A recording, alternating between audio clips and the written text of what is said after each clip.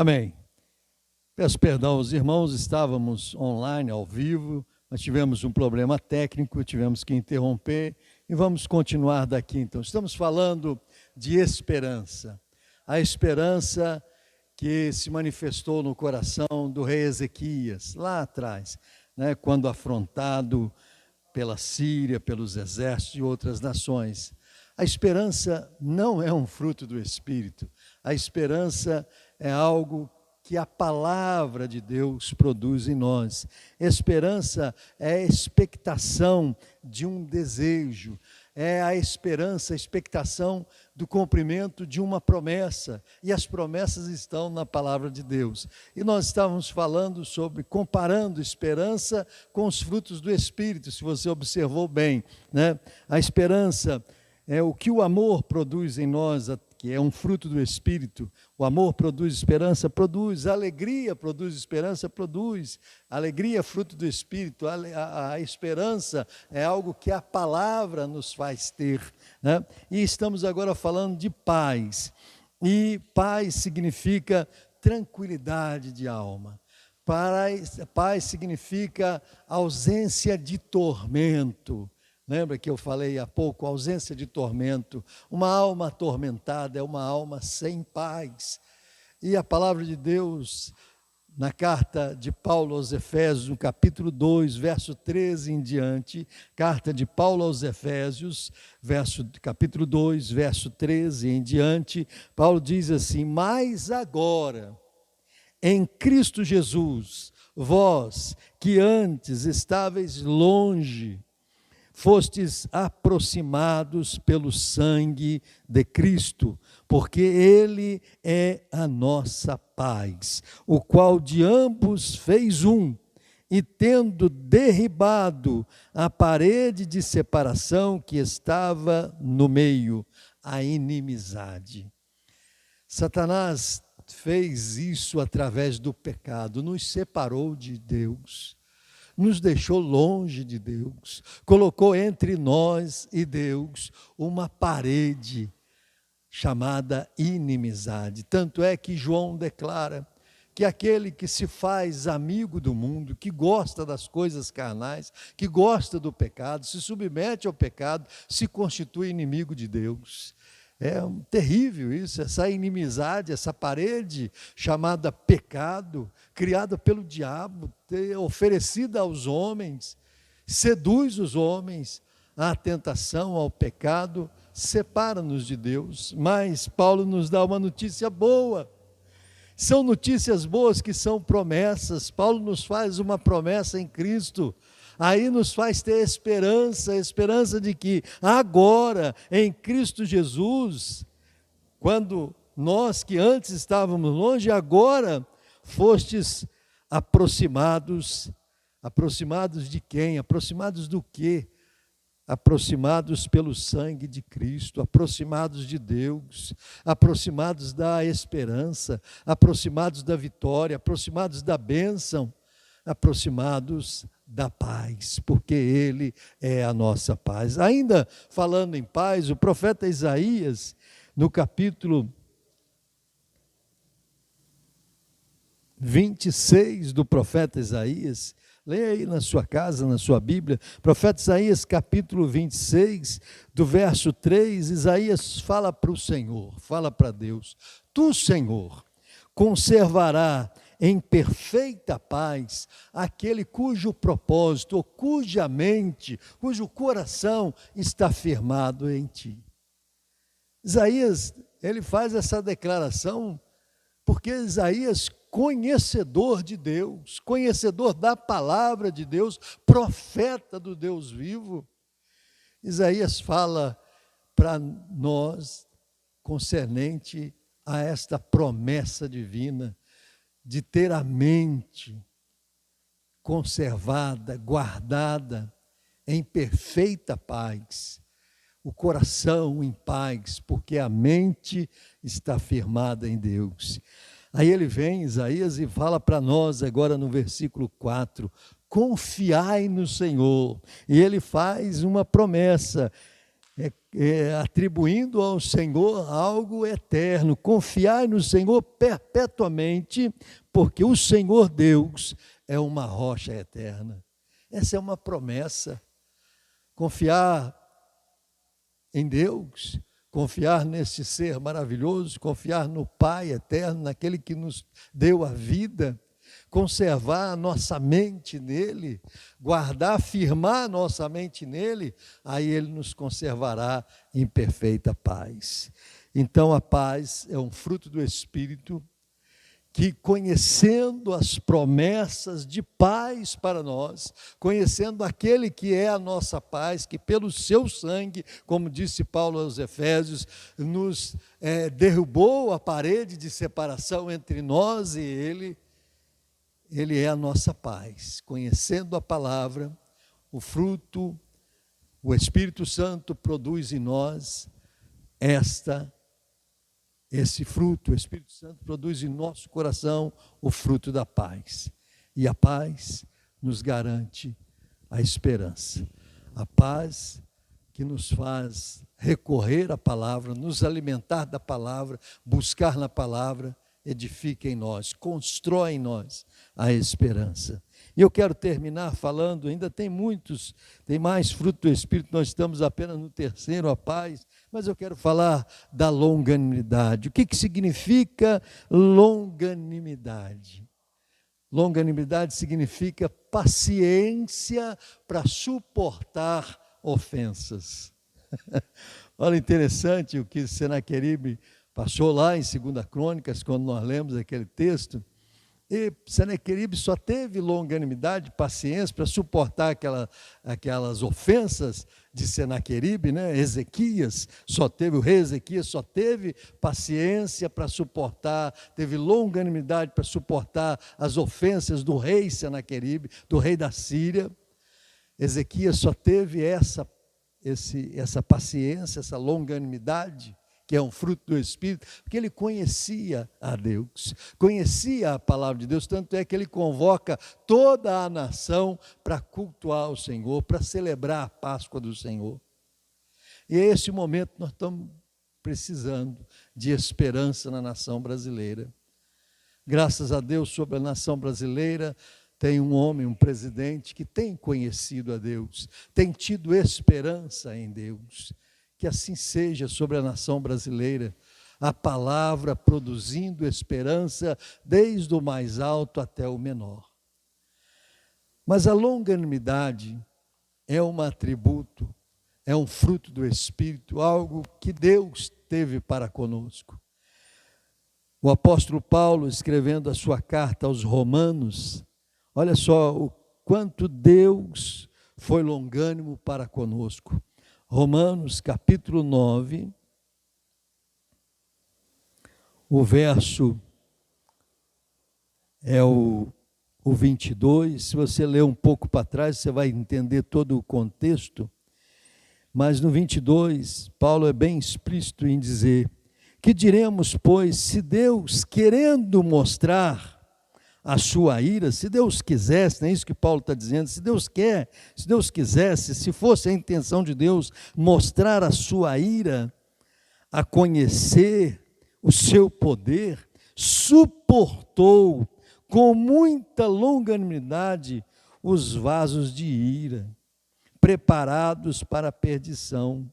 Verso 23, a fim de que também desse a conhecer as riquezas de sua glória em vasos de misericórdia, para a glória preparou de antemão. Então Deus não manifestou a sua ira diante de tanto pecado, diante de tanta rejeição humana ao próprio Deus. Deus foi longânimo.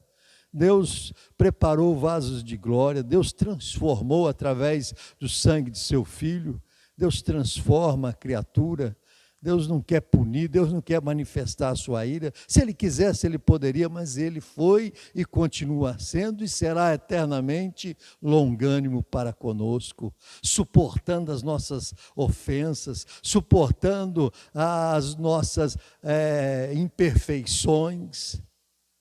nós só alcançamos a amizade com Deus, nós só alcançamos estar na presença de Deus pelo sangue de Jesus. Ele nos resgatou, por isso Ele é a nossa paz. Se temos paz hoje, se não fosse isso, se não fosse o sangue de Jesus, se não fosse o que o João falou a respeito de Jesus, eis aí o Cordeiro de Deus que tira o pecado do mundo, se não fosse esse Cordeiro santo e imaculado para tirar o nosso pecado, não teria longanimidade. A longanimidade de Deus foi manifestada a nós, a paciência para suportar nossos pecados, nossas imperfeições, foi manifestada a nós pelo sacrifício da cruz. E o próprio João disse, Deus, ele escreveu o que Jesus disse, né? Jesus foi quem disse, Deus amou o mundo de tal maneira que deu o seu Filho unigênito para que todo aquele que nele crer não pereça, mas tenha a vida eterna. Deus amou. Deus continua amando, Deus ama, Deus é longânimo. Longanimidade, paciência para suportar ofensa. Você tem? Você que é crente, tem paciência para suportar ofensa? Às vezes nós não temos, eu não tenho, eu sou sanguíneo demais. Eu confesso esse pecado diante de Deus todo dia, eu sou sanguíneo, eu me irrito às vezes com pessoas, com situações. Eu preciso desse fruto do Espírito na minha vida, longanimidade.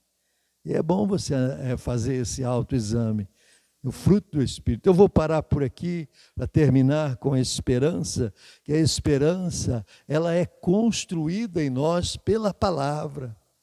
Tanto é que o nosso presidente mesmo tem falado muito sobre isso, o presidente da nação brasileira, que Deus o abençoe, Jair Messias Bolsonaro, João 8,32, né? A gente ouve sempre isso na boca do presidente, conhecereis a verdade e a verdade vos libertará. Isso é uma promessa que Jesus fez. Quem conhece a verdade está diante da esperança de ser liberto pela verdade. A palavra produz esperança. A palavra constrói em nós esperança. Esperança não é um fruto do Espírito. Esperança se adquire conhecendo a palavra de Deus. Tanto é que Jesus fala isso, conhecereis a verdade e a verdade vos libertará. Outra coisa que Jesus fala em João 14, 24, quem me ama guarda as minhas palavras, porque as palavras que eu vos anuncio são palavras que o Pai me deu para vos transmitir. Quem me ama guarda minhas palavras, e é exatamente as palavras que produz esperança. Na palavra a gente é edificado, na palavra a gente é moldado, na palavra a gente é transformado, na palavra a gente tem esperança. Esperança de que, como Paulo escreveu, se Ele é por nós, quem será contra nós? Esperança de vencermos esses dias difíceis, tenebrosos, dias de morte. Esperança de que daqui a uns poucos dias nós voltaremos a cultuar ao nosso Deus, perto uns dos outros, nos abraçando, nos confraternizando, nos alegrando na esperança. Que Deus te abençoe com esta palavra.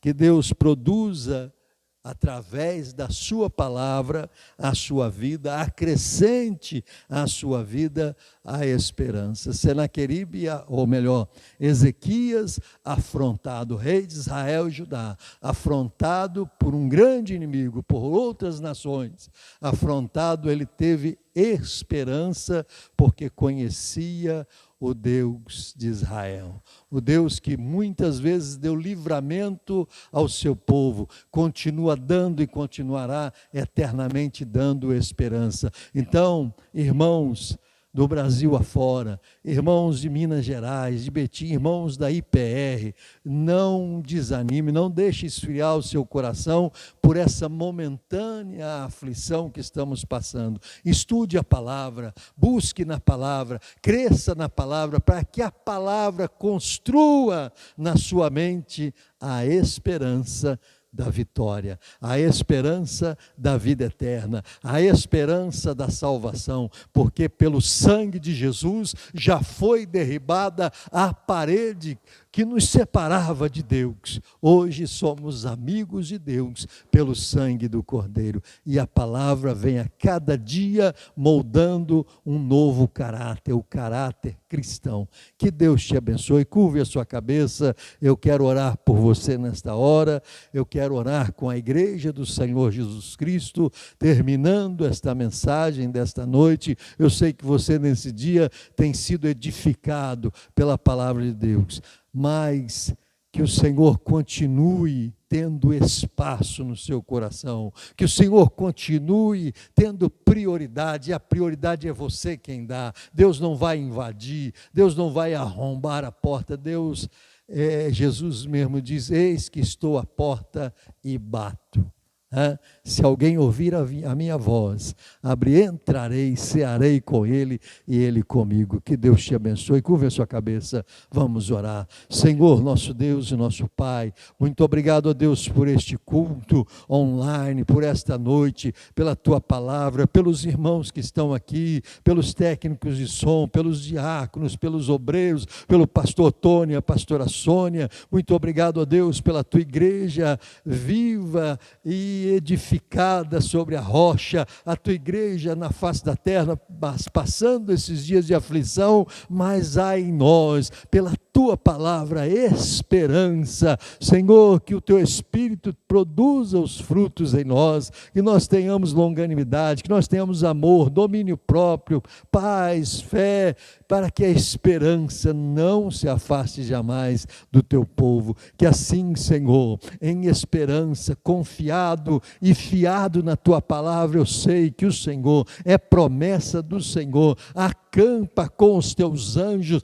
na casa do teu povo, ao redor do teu povo. Livra-nos, ó Deus, deste mal, livra-nos da nação brasileira, livra a nossa nação desse vírus, porque para que saiba o mundo que aqui há Deus. O Brasil é uma nação temente ao Senhor. Senhor, perdoa os pecados dos dias passados, pecados que foram cometidos contra a tua palavra, pecados de infâmia, de injúria, de idolatria, toda sorte de pecados, pecados carnais, sexuais, pecados malignos. Senhor, nos perdoa, porque o Senhor sabe que há um povo que se chama pelo seu nome, que se humilha, que se converte à tua palavra, que clama ao Senhor para que o Senhor venha e sare a nossa terra, para que no mundo saiba que há Deus no Brasil, que nós servimos o Deus de Israel, o Deus vivo, o Deus de Isaac, o Deus de Abraão, o Deus de Jacó. Que assim seja nos nossos lares, a tua promessa cumprida pela tua palavra. O anjo do Senhor acampa ao redor dos que o temem e o livram de todos os males. Em nome de Jesus eu oro agradecido. Amém. Deus te abençoe, a você e a sua casa, a sua família.